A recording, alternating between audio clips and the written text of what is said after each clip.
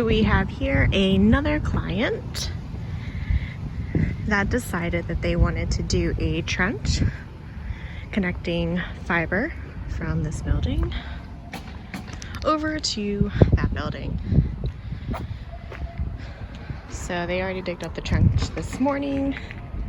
We already have a conduit in.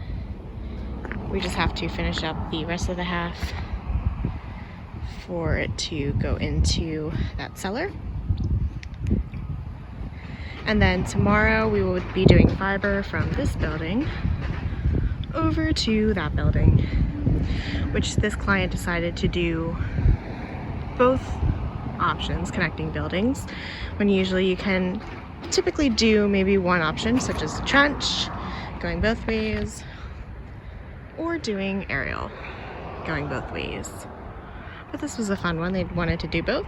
As you see here, they currently do already have some aerial wire, which the one that's kind of dripping right there, we're going to be cleaning that up when we do our aerials tomorrow.